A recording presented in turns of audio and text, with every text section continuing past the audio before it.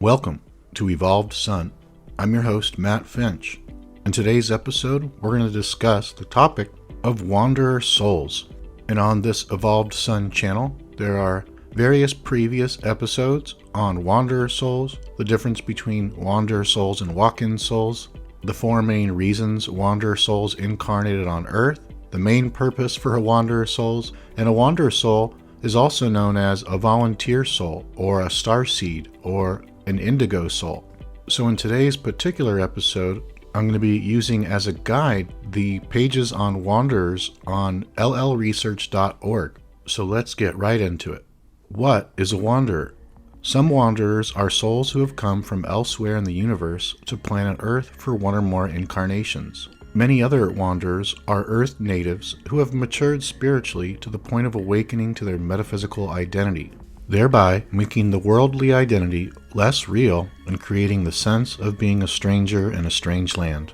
Both types of Wanderers are in the same situation in that they often don't fit in well here on Earth and feel a calling to something deeper and more significant than the material world about them. The term Wanderer typically refers to the former, non-Earth native variety. This not fitting in is, in fact, one of the most common characteristics of Wanderers. The vibrational mismatch between their subconscious memory and the disharmony of this world can lead to a deep-seated sense of alienation, e.g., I don't belong here, this place is insane, I am different or other than or not one of them, etc. They came from a reality where they communed effortlessly and freely with the whole of their society in unbroken harmony and mutual reciprocity, support, collaboration, and love. And into this plane of widespread disharmony, suffering, and separation, they must carry the inner knowing that they are here to serve others, to love this world, and to carry out their mission. The lesson and mission that all Wanderers have in common is to learn how to give and receive love. Their common service is to be themselves, in as true and deep a way as possible in each moment, as they are working on this life lesson.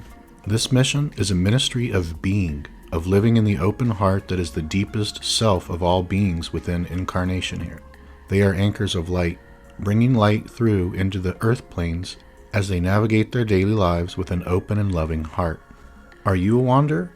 If you are attracted to material like that of LL Researches and you are asking yourself the question, chances are you are a Wanderer. However, there is no surefire way to prove or disprove your soul's status as being from elsewhere. Some Wanderers are born knowing that they are from elsewhere. Some gradually arrive at the conclusion, and some consider the possibility, leaving it open, but can't say one way or the other. Knowing that you are a Wanderer does not change too much, actually. You are still in a human body, living a human life, on a human world, with human lessons and a human personality, but it may be helpful in a couple basic regards. 1. It underscores that, whether or not your soul is from elsewhere, the reason for your incarnation here on planet Earth is to be of service to others. Knowing that you are a Wanderer simply connects you with the principal desire at the center of your heart. It is a reminder that the purpose of your incarnation, the very reason of your being, is to be a lighthouse in this darkness. That does not necessarily translate to performing some great world service on an outer level. Rather, it is a service of being, a service of simply radiating who you are, shining the love and the light of the one Creator through your essential vibration. This simple radiation ripples outward in seen and unseen ways, helping to lighten the planetary vibration. 2. It helps one to bring a certain order and perspective to the life that may have been previously unavailable. Many are able to finally make sense of themselves and the patterns of their life when they realize that they are a Wanderer. This can be of tremendous aid in eliminating doubt, fear, worry, and stress. What it doesn't do is to confer a special or an elevated status. To see oneself as other than human on the fundamental, most level is to miss the point of the nature of the Wanderer's humble service. Wanderers do not choose to come here to serve and teach from place of authority, but rather by being and living as a human, making this planet their home and finding love behind the veil of forgetting. It also doesn't mean you can't absolutely love this planet and feel at home in this natural world, under its blue skies and swimming in its warm ocean waters, or glorying in its animal life and abundant natural beauty. If you feel you are a wanderer, an alien, an outsider to planet Earth, or if you feel society no longer offers you a meaningful context of identity because you are awakening from the planetary dream, or if you simply resonate with this work, LL Research has 3 things to tell you. You are loved, you are not alone, and you have service to perform for planet Earth. At this point, if you're still unsure of whether or not you're a wanderer soul, I highly recommend checking out the new ET quiz by Scott Mandelker, PhD. I will put a link to it in the description box below at scottmandelker.com. The way it works is there are 20 questions, so 5 questions in 4 different categories, including your childhood, your personality, your experiences, and your interests. Here's what Dr. Mandelker says about the new ET quiz. New and revised, this questionnaire gives those of you who prefer a more quantitative way to decide if you are a wanderer or ET soul.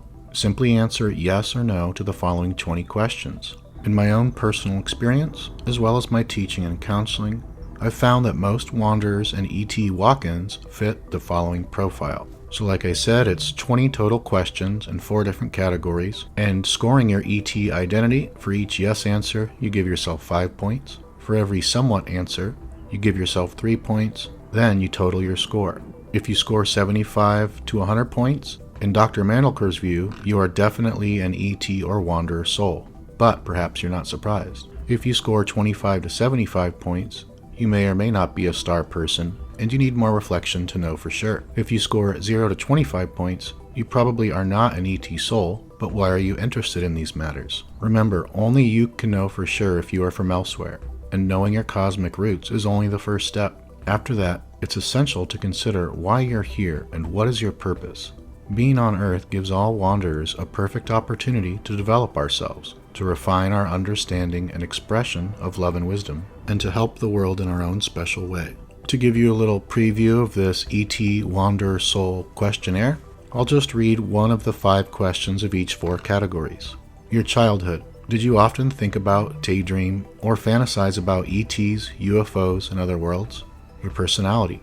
Are you kind, gentle, peaceful, and non-aggressive, not just sometimes but almost always? Your experiences. Have you felt different, out of place, or somewhat alienated from human society all your life? Your interests. Are you interested in science fiction, epic fantasy, angels, high technology, and world prophecy? This new ET quiz only takes about 5 minutes to complete, and for myself, I found it as a very helpful resource, and I definitely scored within the 75 to 100 points range. And that concludes this episode on Are You a Wanderer or ET or Starseed Soul? I hope you enjoyed it, and with that being said, thanks so much, and I'll see you next time. Take good care of yourself.